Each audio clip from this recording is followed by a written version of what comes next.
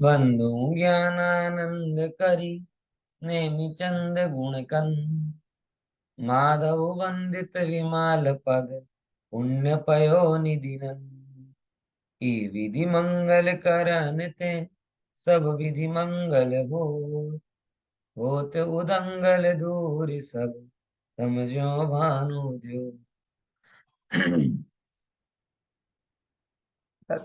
गुणस्थान विवेचन की क्लास अपनी चलने वाली है और इस क्लास में अलग अलग प्रकार के जो पक्षपाती हैं, पक्षपाती समझ गए ना, जो तत्व को समझते नहीं हैं और अपने पक्ष में पड़े हुए रहते हैं, ऐसे जीवों को, जैसे कि धन का पक्षपाती हुआ,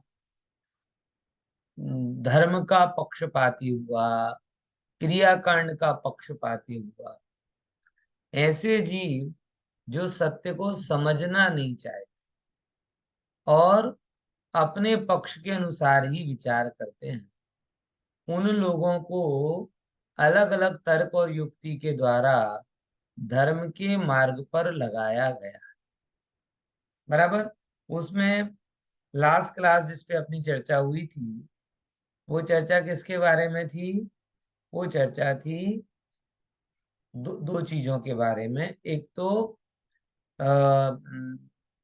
क्या कहते हैं, विषय भोग का पक्षपाती। किसका पक्षपाती? विषय भोग का पक्षपाती। और फिर एक आया था यहाँ पर जिसे हमने समझा था अर्थ का पक्षपाती है। फिर अन्य मत वाले और अन्य मत की बातों का अपन ने चर्चा किया। समझे कि नहीं समझे? अन्य मत वालों की बातें समझी थी ना अपन ने। वो कहते कि भाई तुम तुम्हारा करो, हम हमारा करते हैं, हम तुम्हारा माने तुम हमारा मानो, ऐसी कोई सिस्टम रखो ना सब। सर्व देखो, दो अप्रोच हमेशा होती, मैं हमेशा आपको बताता हूँ। दो चीजें हैं, एक है सर्वधर्म समभाव और एक है सर्वधर्म सद्भाव। जैन धर्म की अप्रोच कौन सी? सर्वधर्म सद्भाव कि सर्वधर्म समभाव? सद्भाव। सद्भाव।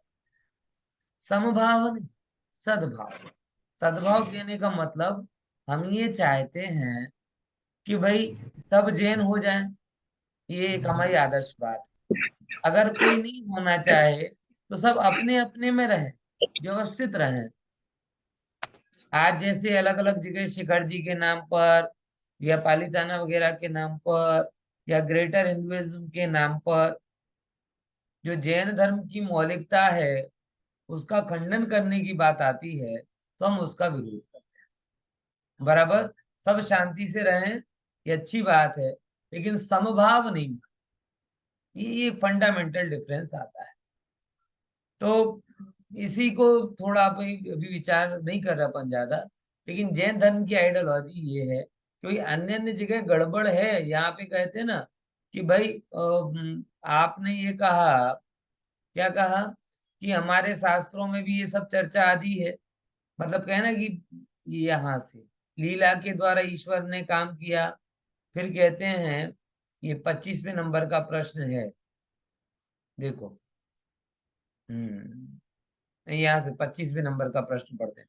दूसरी आज एक और बात करते हैं, कह दूं कि आज मुझे एक भक्ति में के निमित्त से जाना है, तो आज अपनी क्लास का टाइम 8:45 तक ही रहेगा। 8:45 तक, यानी 45 मिनट्स की क्लास रहेगी। इसीलिए आप सभी लोग उस तरीके से माइंड सेट के साथ में बैठे। चलिए, ज्यादा लंबा ना करने की वजह अपन सीधा अपने प्रश्न पर आते हैं। कौन पढ़ेगा आज? हम्म, बोलो बोलो। दो तीन लोग तो खांसी वाले हैं, बिना खांसी वाले बोलो। हाँ, लीना बहन। हाँ चलो, लीना बहन पढ़ो।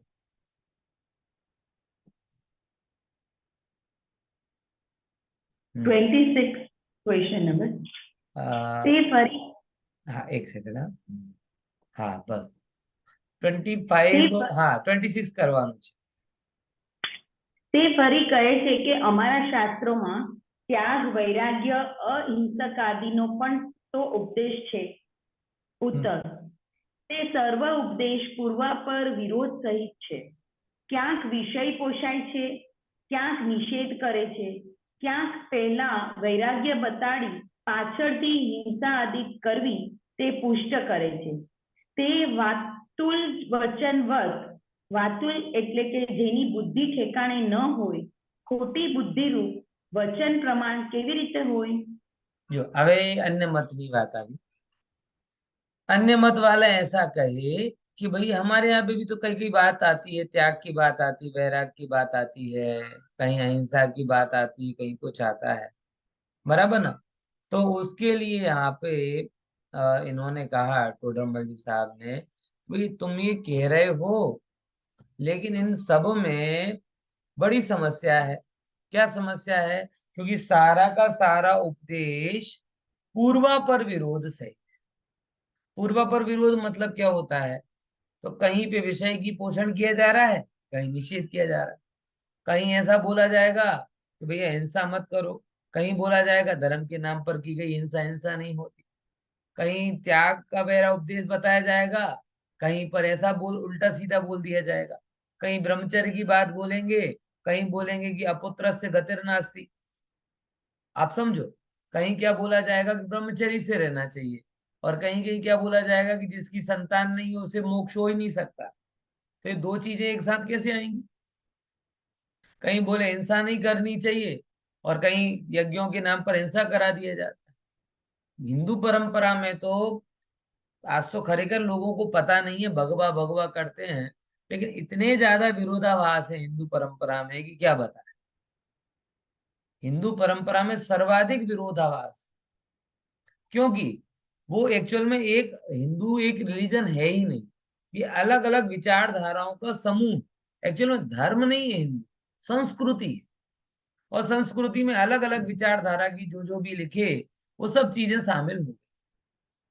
कहीं भक्ति से मार्ग बताया जाता है, कहीं कर्म से बताया जाता है, कहीं ज्ञान से बताया जाएगा। एक गीता है, भले ही सब लोग बहुत गीता की महानता करते हैं, ठीक है, कुछ गाथाएं अच्छी भी हैं उसमें, लेकिन अगर कोई गीता के द्वारा अपना मार्गदर्शन करना चाहे तो बहुत कंफ्यूज हो जाए। कहीं ज्ञान मार्ग पकड़े, कहीं भक्ति मार्ग पकड़े, कहीं कर्म मार्ग पकड़े। समझ में आया? ख्याल में आ रहा कि नहीं? वो अवतारों को ही देखे तो कंफ्यूज हो जाए। एक एक डायमेंशन होना चाहिए ना।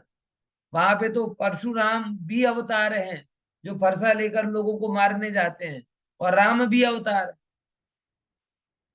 जहां एक पत्नी व्रता राम भी अवतार माने गए, वहीं 8,000 पत्नियों के स्वामी कृष्ण को भी अवतार माना है। विचार करके देखो, ये सब बातें मैं विश्लेषण के लिए बोल रहा हूं आपको। ऑनलाइन के जमाने में तो आजकल ज्यादा चर्चा भी नहीं हो सकती इन बातों पर। पहले जब खुले मनते मिलते थे तब ज्यादा विस्तार से चर्चा होती थी, है। और आप मोक्ष मार्ग प्रकाशक 5वां अध्याय पढ़ेंगे ना, तो उनमें इन सब बातों का खंडन समीक्षा भी बहुत आएगी। समझ में आया कि नहीं आया? तो कुल मिला के वातुल वचनवत, क्या शब्द बोला? वातुल वचनवत, कि जिसके वचन का कोई ठिकाना ना हो, ऐसे वचनों के कारण ये सब चीजों का प्रामाणिक नहीं कहा जा सकता। एक छोटा बालक होता है ना, एक छोटा बालक, उसको आप बोलो कि नहीं नहीं, ये क्या कहते हैं, फलाना है तो ऐसा कर देना चाहिए, ऐसा बोले कैसा करना चाहिए, ऐसा कर देना चाहिए, बाद में वही खोटा काम करता है। बराबर? समझे कि नहीं समझे? जैसे कि अपन बच्चों पाठशाला में बहुत ऐसा आनंद आता है, बच्चों को बोले कि सब चीजें जो भी मिले गिफ्ट में ले लेना, कुछ नहीं करना। सब बोले जी बिल्कुल बिल्कुल बिल्कुल, और बाद में मिलेगा तो मुझे पिंक क्यों मिला, ब्लू नहीं क्यों नहीं मिला, मुझे ब्लू क्यों मिला, ग्रीन क्यों नहीं मिला, मुझे ग्रीन मिला तो रेड क्यों नहीं मिला, ऐसा हो है। तो ये है बातुल वचन, कि जिसका कोई ठिकाना ना। बराबर? ख्याल में? शराबी बोले ना, शराबी एक क्षण में धर्म की बातें करने लगे, एक क्षण में पाप की बातें करने लगे, एक क्षण में कुछ करने लगे, एक क्षण में कुछ करने। तो जिसकी बातों का कोई ठिकाना ना हो वो कहलाता है वातुल वचन। तो अन्य जहां पर सच्चे धर्म की बात पता नहीं है, वो सारी बातें कैसी हैं? वातुल वचनबद्ध हैं। बराबर, चलिए आगे पढ़ते ક્વેશ્ચન 27 તે हैं। કહે છે કે વેદાંત આદિ શાસ્ત્રોમાં તો તત્વનું નિરૂપણ છે. ઉત્તર તેને કહીએ છીએ ના તે નિરૂપણ પ્રમાણથી બાધિત છે, અયથાર્થ છે. તેનું નિરાકરણ જૈન દર્શનના ન્યાયશાસ્ત્રોમાં કર્યું છે. ત્યાંથી જાણવું માટે અન્ય મતના શાસ્ત્રનો અભ્યાસ ન કરવો. આ પ્રકારે જીવોને આ શાસ્ત્રના અધ્યયનમાં સન્મુખ કર્યા. તેઓને કહીએ છીએ, હે ભવ્યજનો, શાસ્ત્ર અભ્યાસના અનેક અંગ છે. શબ્દ કે અર્થનું વાંચવું કે શીખવું, શીખવાડવું, ઉપદેશ દેવો, વિચારવું, સાંભળવું, પ્રશ્ન કરવા, સમાધાન જાણવા, વારંવાર ચર્ચા કરવી ઇત્યાદિ અનેક અંગ છે. ત્યાં જેમ બને તેમ અભ્યાસ કરવો. જો સર્વશાસ્ત્રનો અભ્યાસ ન થઈ શકે તો આ શાસ્ત્રમાં સુગમ તથા દુર્ગમ અનેક અર્થોનું નિરૂપણ છે. ત્યાં જેટલો થાય તેટલો જ અભ્યાસ કરવો, પરંતુ અભ્યાસમાં આળસુ થવું નહીં. जो જુઓ, આટલો સમજીએ, શાસ્ત્ર એક સેકન્ડ, આ એક બહુ આગળ જતો રહ્યો.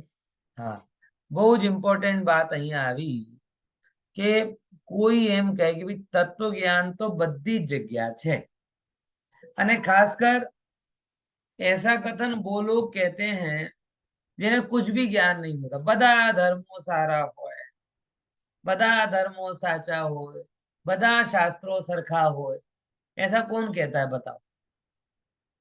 जैसे सिंपल भाषा में आपको कहूं, एक आपको गुजराती भाषा आती है, बराबर, मात्र गुजराती भाषा आती है. फिर आपको चाइनीज पिक्चर दिखा दो, जापानीज पिक्चर दिखा दो, कोरियन पिक्चर दिखा दो, बराबर, और भी उस तरीके की पिक्चर, सारी पिक्चर आपको कैसी लगेंगी? एक बता सारी खबर तो कहीं पड़वानी नहीं. यानी अब मुझे बताओ कि ये जो किसी को लग रहा है मात्र अज्ञानता के कारण कि बदा बदा सारा हो, बदा सरका हो, इस कथन में कहां तक न्याय है? देखो, मैं वो कोई अपनी वो नहीं कह रहा, लेकिन जो भी लोग थोड़ा समझता है वो दो धर्मों के बीच में, दो ग्रंथों के बीच में, दो वक्ताओं के बीच में, दो प्ररूपणाओं के बीच में अंतर को बराबर समझ लेता है. क्योंकि ऐसा तो है आज जगत में, आप कपड़े वगैरह का कितना विवेक रखते हो कि कौन सा ब्रांडेड कपड़ा है, कौन सा ब्रांडेड नहीं है, तुरंत पता चल जाता है. कौन सी चीज बिगड़ी हुई है, कौन सी चीज खराब है, तुरंत पता चल जाती कि नहीं पता चल जाती माता बहनों को सूंघ कर. और पशुओं को नहीं पता चल पाती. आप उन्हें बिगड़ा हुआ खिला देते, वो खा लेते हैं, उसे ही चाव से खाते हैं जैसे वो अच्छे वस्तु को खाते. मतलब इसका मतलब ये नहीं है कि रोटी बासी हो गई, उसमें गंध आने लगी और गाय ने उसे वितराग भाव से खा लिया, मतलब वो ताजी रोटी के बराबर हो. पॉइंट समझ में आया कि नहीं आया?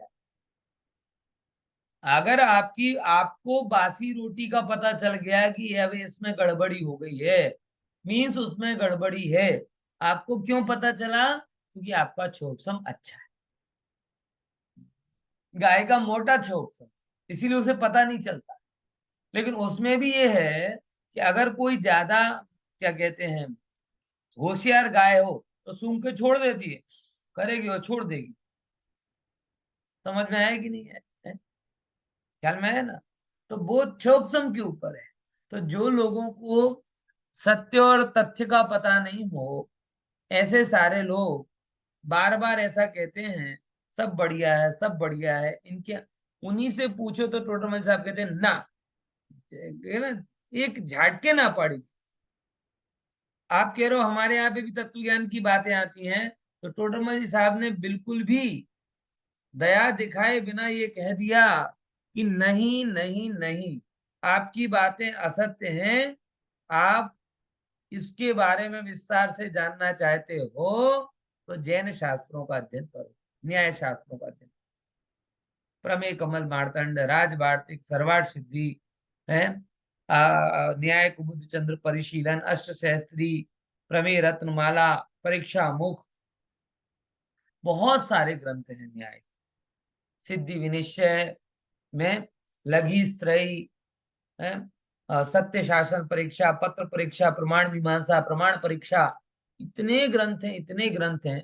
जैन धर्म का एक बहुत बड़ा हिस्सा न्याय शास्त्र के रूप में लिखा हुआ है। आपको पता हो चाहे उन ग्रंथों में आप देखोगे तो आपको पता चलेगा कि इन शास्त्रों में कितनी गड़बड़ी। आजकल क्या हो गया है पता है? समझे बिना समानता की बातें करें, समझे बिना समानता की बातें करना ये ट्रेंड बन गया है। जैन धर्म, जैनाचार्य इसके विरोधी है। उन्होंने उन्हें कोई द्वेष भाव नहीं, समझो, द्वेष भाव के बिना भी ये चीज समझी जा सकती है कि सही और गलत का क्या नियम, बराबर। तो ये चीज कोई कहे कि हमारे यहाँ पे भी तत्व ज्ञान का है, तो हमें उन शास्त्रों का क्या कहते हैं विमुख करके अपने शास्त्राभ्यास में सन्मुख किया, ये टोडरमल जी साहब की मान्यता। अब आजकल लोग पता क्या करते हैं, मैं आपको बताऊं, एक नया सिगुफा चालू हुआ है। 60 साल की उम्र में, 65 साल की उम्र में उनको पढ़ने सुनने की समझ आती है। अब कहते हैं अब हम सबका अध्ययन करें और फिर जाके सत्य निकालें। बोलो दिनेश भाई, पॉसिबल है? अच्छा, उसमें आंखों से दिखाई नहीं दे रहा, कानों से सुनाई नहीं दे रहा, ढूंढने से पंडित मिल नहीं रहे, और पंडित आदि को के लिए जो योग्य पारिश्रमिक होना चाहिए, अब कोई विद्वान आएगा पढ़ाएगा आपको, अगर करेगा तो उतना पारिश्रमिक देने के लिए भी तैयार नहीं है, बराबर।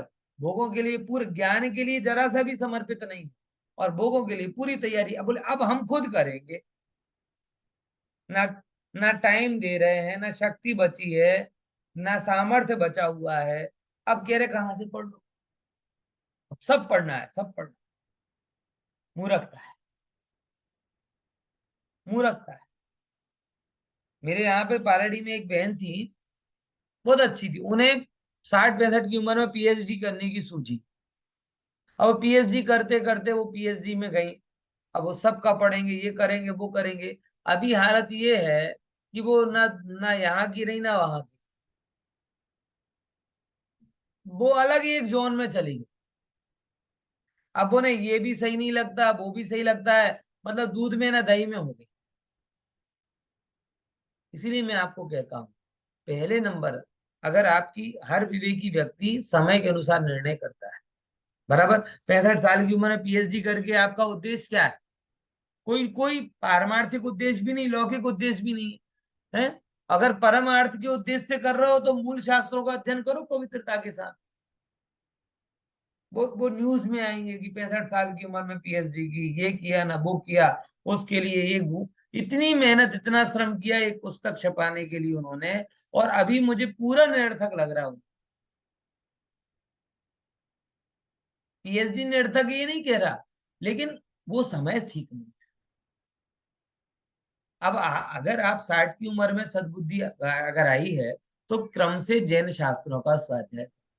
मैं सबको बोलता हूँ, मैं खुद पाठक हूँ, टोडरमल जी साहब ने भी सब पढ़ा है, लेकिन एक समय होता है। जैसे 16 साल की उम्र में मेरा भाग्य जागा कि मैं जयपुर में गया, मूल शास्त्रों का अध्ययन कर लिया, परंपरा से अध्ययन कर लिया।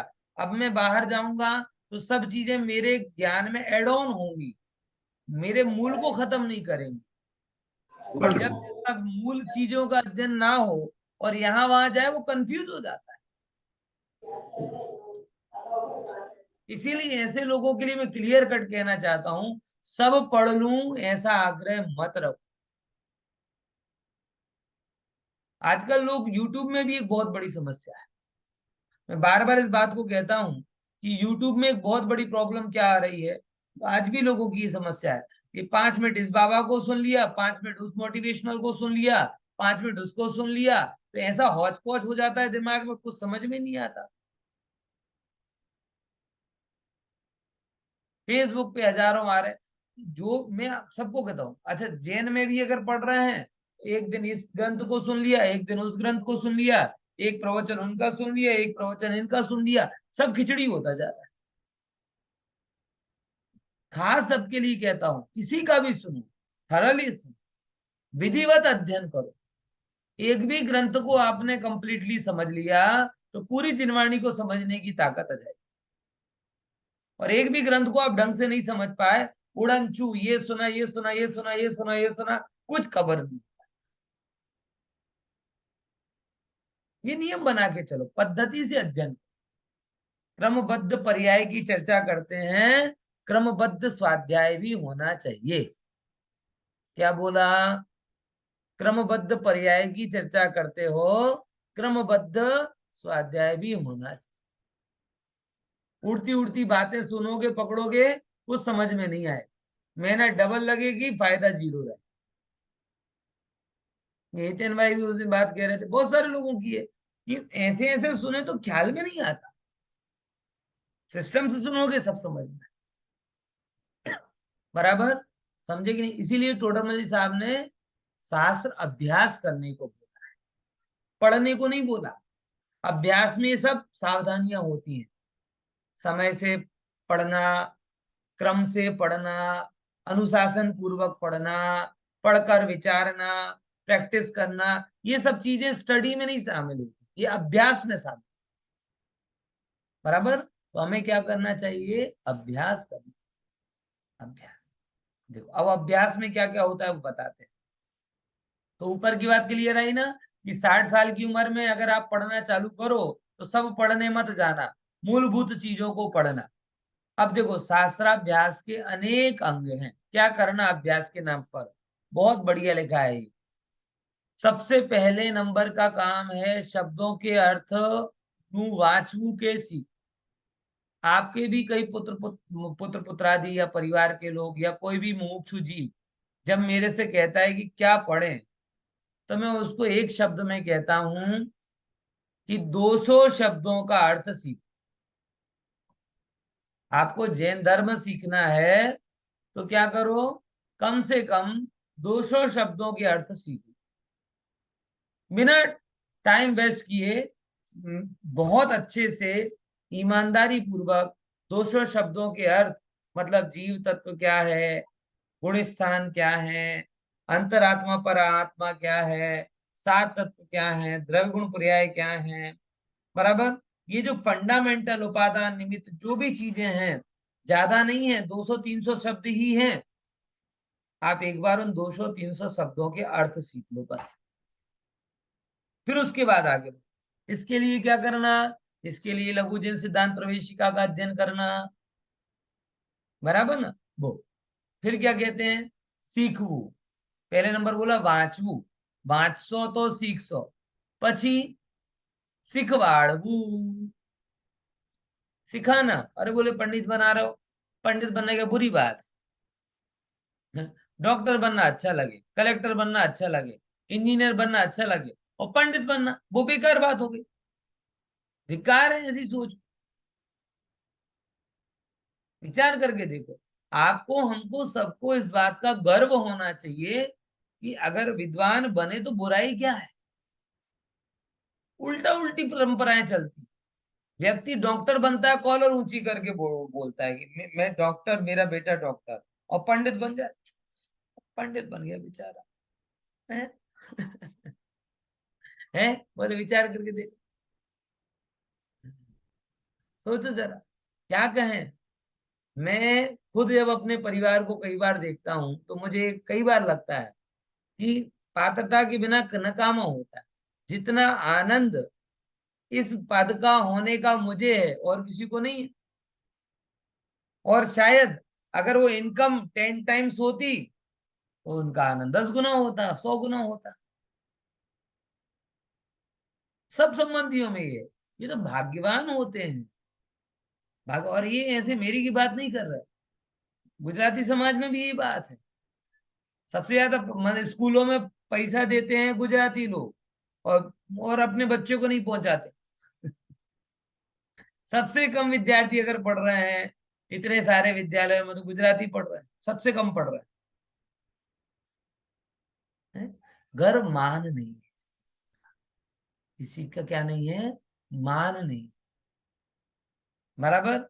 हम लोगों ने क्या समझ लिया है कि तत्व ज्ञान एक्स्ट्रा काम है, एक्चुअल काम नहीं है। जैसे लोग दूसरे दूसरे शौक करते हैं ना, किसी को वायलिन बजाने का शौक है, बराबर, किसी को गिटार बजाने का शौक, किसी को ना, ऐसे ही हमको शास्त्र अध्ययन का शौक है, हॉबी છે हॉबी है। कोई शास्त्र अध्ययन हॉबी नहीं है, जीवन है भाई साहब। जीवन झोंकोगे तब माँ जिनवाणी के मर्म ख्याल में आएंगे। बराबर, बाकी तो नहीं तो धन के पक्षपाती हैं, नहीं भोग के पक्षपाती हैं, उनकी बुद्धि शास्त्र अभ्यास में लगे कैसे? जिनके प्रश्न ही यहां से चालू होते हैं कि ये करके मिलेगा क्या, उन्हें ये बात नहीं ख्याल में आती, उन्हें ये बात ख्याल में नहीं। सुलभ में सुलभ वस्तु भी हो तो भी जब तक अंदर का मान ना जागृत हो तब तक लाभ नहीं। तो सीखना और सिखाना कोई बुरी बात नहीं है, बहुत अच्छी बात है?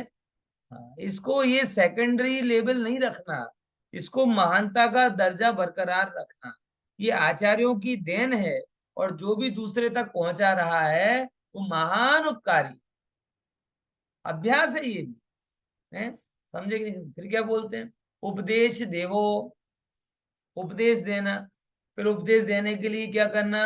विचारना, सुनना, प्रश्न करना, और प्रश्न नहीं करना, समाधान भी जानना, समाधान जानना ये भी जरूरी है। बहुत सारे लोगों का इंटरेस्ट केवल प्रश्न में होता है, समाधान में होता ही नहीं। उनके अंदर में इतनी वो रहती है ऊर्जा, वो किस में जाती, मात्र प्रश्न करने में जाती, समाधान के लिए तो समय नहीं देते। तो समाधान का भी वो तैयारी रखना कि भगवान हमें क्या करना है, इसका समाधान जानना। और देखो, समाधान मिले तो जैसे 2000 रुपए का नोट खो गया हो और मिल जाए, सोने का हार खो गया हो और मिल जाए, तो कैसा गदगद होता है? फिर खो जाने देता है क्या उसको? जब मिलता है तो ऐसे पैक करके रख देता है, अब खोना नहीं चाहिए। यहाँ समाधान ऐसा होता है, कई बार कई लोगों की ये हालत होती है, उनके प्रश्नों का समाधान मैंने किया हो, लेकिन वो इतने महान आत्माएं होते हैं कि जब 2 महीने बाद, महीने बाद मिलते हैं तो ना उन्हें प्रश्न याद रहता है ना समाधान याद रहता है।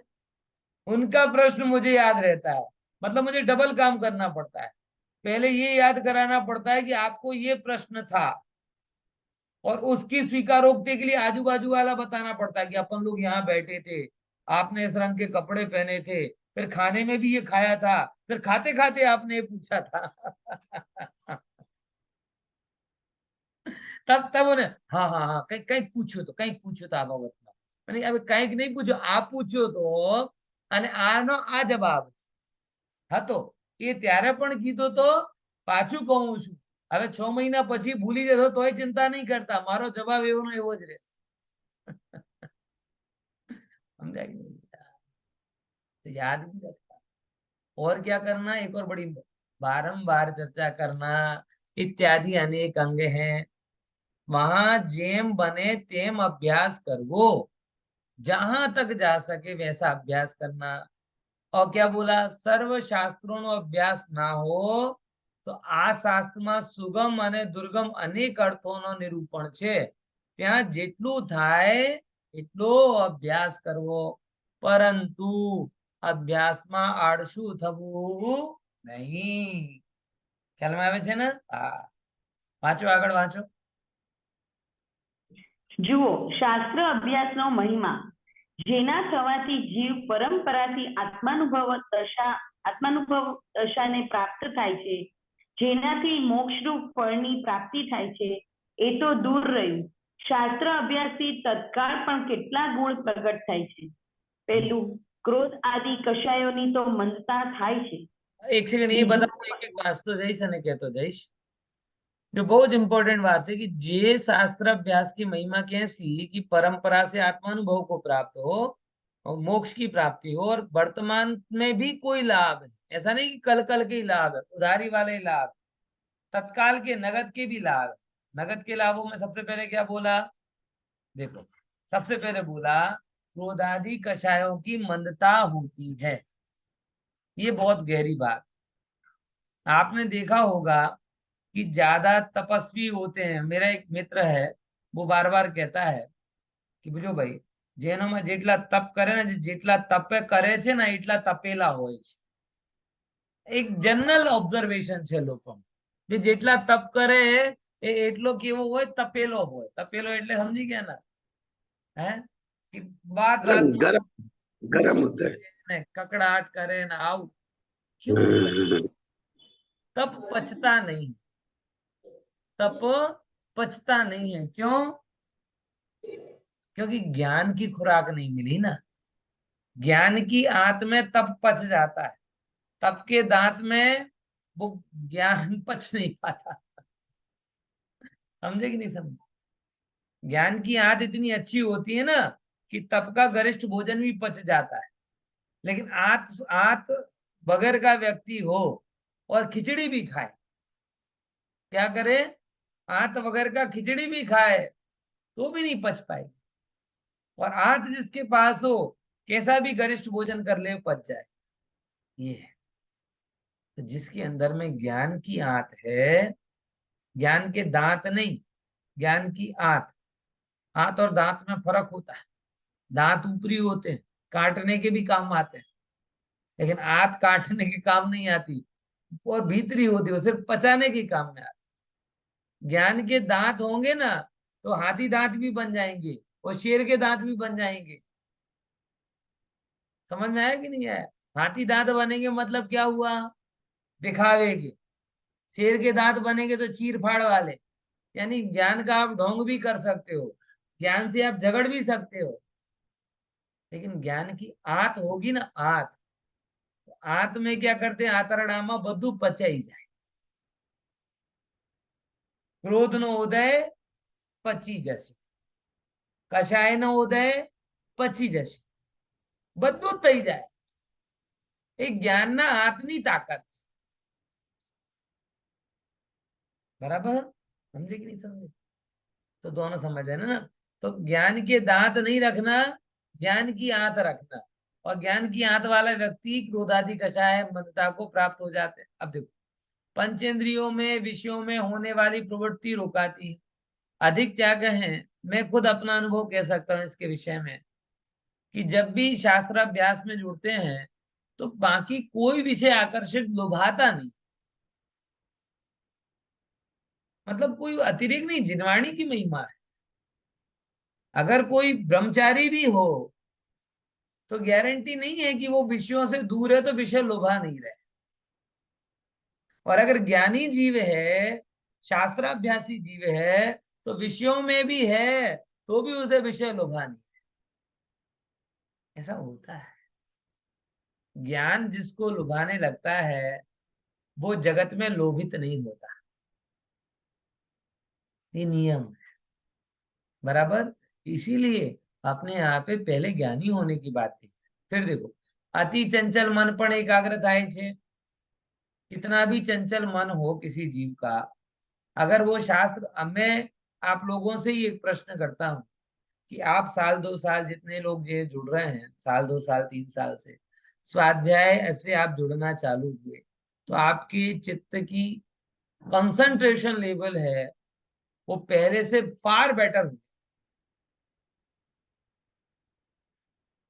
आप समझो, पहले 2 मिनट की पाठशाला का वो वीडियो नहीं सुन पाते जो लोग, 2 मिनट की पाठशाला होती ना, वो भी लोगों को भारी लगता है। और वही जब सुनते जाते तो 2-2 घंटे की क्लास पढ़ लेते।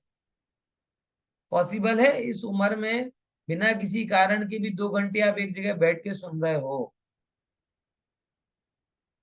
स्कूल के बिना, कॉलेज के बिना। आप किसी बाहर वाले से तो देखकर बोलो, आश्चर्य करेगा, बोले हैं 2 घंटे? हमने तो, मेरा तो एक मित्र, उसको कई बार मैं कहता हूँ इनको प्रवचन सुनाने हो ना तो मुझे 120 बार प्रवचन करने पड़ेंगे। बोले क्यों? क्योंकि उनको 30 सेकंड के शॉर्ट से ज्यादा देखने की आदत ही नहीं। वो होता है ना शॉर्ट स्टेटस, कितना होता है? मैक्सिमम 30 सेकंड का होता है। तो बोले तुम्हें अगर 1 घंटे का प्रवचन सुनाना है तो मुझे 120 बार करना पड़ेगा, क्योंकि तुम्हारा कंसंट्रेशन का लेवल कितना बचा है, वो 30 सेकंड से ज्यादा रहता ही नहीं। फिर चेंज, फिर चेंज। तो 1 घंटे का प्रवचन 120 बार में पूरा होगा। तो आप लोग बहुत बेहतर हो चुके हो। कि विषय के बिना, कषायों के बिना, झगड़े फसाद के बिना, राग रंग के बिना घंटे घंटे 2-2 घंटे बैठना ये कोई सामान्य बात नहीं है। बोलो दिनेश भाई। 2 घंटा सुनने से सुनाने वाले का भी धन्य है ना। वो तो ठीक है, चलता है, हमें तो मजा आता है, हम श्रम थोड़ी करते हैं, हम तो आनंद ढूंढते हैं। श्रम करते तो वही परेशान होते। हाँ, 2 घंटा कम नहीं है। हाँ, तो ख्याल में है ना।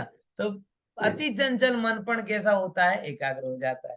फिर क्या करते हैं, हिंसादि 5 पाप होते नहीं है। आप देखो, विचार करके देखो, यहाँ बैठे हो, कोई कोई हिंसा, झूठ बोल रहा है, हिंसा कर रहा है, कुछ भी नहीं कर रहे, विषय का विचार नहीं चल रहा, कषाय नहीं। आप सोचो, अगर आप केवल पढ़ भी रहे हो, बहुत सारे लोग आत्मानुभवन को नहीं हो रहा तो पढ़ने का क्या लाभ है, ये कहकर पुस्तक रख देते हैं।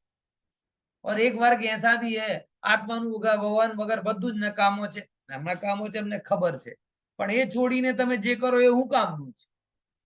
આત્માનુભવન વગર બધું જ નકામો છે, લાવ મોબાઈલ લાવો ને થોડુંક મોબાઈલમાં ચેડી લઈએ,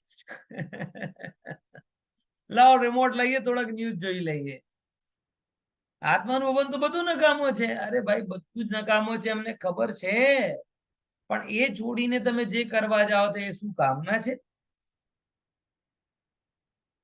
એટલા માટે એ કીધું કે પાપ અટકે, તમે આ બધા ફીલ કરો, તમે કલાક કલાક 2-2 કલાકનો જે સવાર સાંજ સ્વાધ્યાય કરો છો, આટલો પ્લસ પોઈન્ટ છે તમારી સાથે।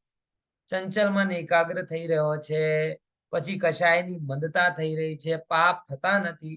હવે જો 5મા નંબરનો પોઈન્ટ શું કહે છે, અલ્પ જ્ઞાન હોવા છતાં ત્રિલોકના ત્રણેય કાલ સંબંધી ચરાચર પદાર્થોનો જાણવાનું થાય છે। બોલો, 14 રાજુ લોક છે, સિદ્ધ ભગવાન છે, નરક છે, અડીદીપ, પછી ભોગ ભૂમિ છે, કર્મ ભૂમિ છે, આટલા કૃત્રિમ ચૈત્યાલય, તમને શું ખબર આવે? આંખથી શું દેખાય, કાનથી શું સંભળાય, કેટલો સુધી સંભળાય? ન્યૂઝની ઘોંઘાટ જ સંભળાય, બીજું શું સંભળાય? પણ આ જીનવાણી સાંભળશો તો છો અહીંયા, લેકિન આખા જગતનું જ્ઞાન થઈ જાય। આજે લોકો ઇન્ટરનેટની મહિમા એટલા માટે તો કહે છે કે તમે આમ કર લો દુનિયા સુખી છે, પણ ક્યાં દુનિયા આવી? આ તો ભરત ક્ષેત્રે આખો નહીં આવ્યો, આરે ખંડે આખો નહીં આવ્યો। તમે કહો છો પણ જૈન ધર્મની જે દુનિયા, એ આ હેન્ડસેટ અને આ ઇન્ટરનેટ થી પકડવા નહીં આવે, આ તો જીનવાણી થી પકડવા આવે। जीपीएस सिस्टम અહીંયા કામ નહીં કરે, केपीएस सिस्टम કામ કરે, કેવલ જ્ઞાન પોઝિશનિંગ સિસ્ટમ। એ કેવલ જ્ઞાન વડે જેની જ્યાં જ્યાં પોઝિશન છે એ તમને શાસ્ત્રોથી ખબર। બોલો, ચરાચર પદાર્થ એટલે ચર એટલે ચલાયમાન, અચર એટલે સ્થિર, બરાબર? એ બધા જ પદાર્થોનું જ્ઞાન તમને થઈ જાય છે। ઓકે, આગળ પછી એ ઉપાધિની ઓળખ થાય છે, આ પણ જરૂરી છે કે નહીં? આખી જિંદગી ધર્મ ધર્મ ધર્મ ધર્મ કરે, પણ શું કરવા જેવું છે, શું કરવા જેવું નથી, આ ખબર જ નહીં। તો આ બધું આ જાણવાથી લાભ થાય કે એ ઉપાધિની ઓળખાણ થાય। અને ખરેખર હું કોઈને ક્યારે પણ પ્રેશરાઇઝ કરતો નથી, પણ મને ખાતરી છે જીનવાણી ઉપર કે જે જીનવાણીની વાત સાંભળશે એને અંદરમાં વિવેક જાગશે, એને ખબર પડશે કે આ કરવા જેવું છે અને કરવા જેવું નથી। ડૂઝ અને ડોન્ટ નો ભલી ભાંતિ ભાન જીનવાણીના જ્ઞાન વગર થતો નથી।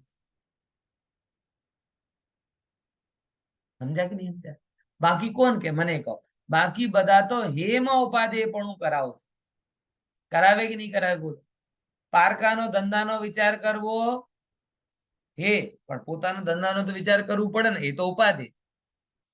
પારકાના ઝઘડામાં ચાંચ નહીં અડાવી, પણ મારો તો મને કરવું પડે ને, મારા પૈસા કોઈ લઈ લે આમ, એ ઉપાધિ। તો બાકી શું કરે? હેમાં ઉપાધેયપણું કરાવે। અને જીનવાણી કે ઉપાધેયમાં ઉપાધેયપણું કર ને હેમાં હેપણું કર। આવી રીતે જ્ઞાન કરાવે। પછી બીજો લાભ શું કહે છે? આત્મજ્ઞાન સન્મુખ થાય, અને બીજો અર્થ કર્યો कि ज्ञान आत्माना सन्मुक्त है। आप विचार करो, जो आज शास्त्रों में मन अटक रहा है कल स्वभाव में अटकेगा। जो शास्त्रों में ही नहीं अटका वो स्वभाव में कैसे अटके? सीधी बात है। पॉइंट ख्याल में आया? जो मन, जो एक क्रम है, एक स्पेस वैक्यूम है कि भाई पहले विषयों से हटता है, शास्त्रों में आता है, फिर शास्त्रों से भी हटकर आत्मा में जाता है। तो जो शास्त्रों में ही नहीं आया हो वो स्वभाव में कैसे जाएगा? ध्यान की पहले मैं, कोई मेरे से ध्यान पूछता है, मैं कहता हूं चलो ध्यान का इजीएस्ट रूप आपको बताऊं, जो प्रवचन में सुना उसे याद करना चालू कर दो। सिंपल, आप वो ओम ब्रीम ब्रूम ब्राम ब्रूम उसको ध्यान समझ, उसको भूल जाओ। सिंपल सा अगर आपको ध्यान का है कि जो भी आपने 1 घंटे प्रवचन सुना है उसको रिवाइज कर लोगे, दैट मीन्स आपका ज्ञान अपने आप में काम करने लग रहा है। ज्ञान अपने सन्मुख हो रहा है, अपने से विचारने लग रहा है। सबसे इजीएस्ट रूप है। अब लोग ये छोड़ के कहते हैं बिंदी का ध्यान करो, ने सूरज का ध्यान करो, न चंदा का ध्यान करो, इसका ध्यान करो। अरे किसी का ध्यान मत करो, जो सुना उसका ध्यान कर लो पहले। बहुत शॉर्ट में विचारते बनो, बराबर ख्याल में आएगी। तो एक ध्यान का रूप है। तो ज्ञान आत्मसन्मुख होता है। अब क्या कहते हैं? વધારે વધારે જ્ઞાન થવાથી વધારે આનંદ ઉત્પન્ન થાય છે। લોકમાં મહિમા એ જેમ જેમ આ જ્ઞાન વધતો જાય તેમ તેમ आनंद પણ વધે। વધે कि ना વધે? ज्ञान का आनंद क्या होता है ये ज्ञानी जान पाते। अज्ञानी बोल बिल्कुल वैसे ही है जैसे आप कभी बच्चों को खेलते हुए देखो, बराबर। एक दौड़ रहा है आगे, पीछे उसके दौड़ रहा है, कारण बिना के दौड़ रहे हैं, धम पछाड़ मचा रहे हैं। अपन कहते ये क्या मजा आ रहा होगा, उनको क्या मजा आ रहा होगा, लेकिन उनका चेहरा देख तो पता चलेगा कितना मजा आ रहा है।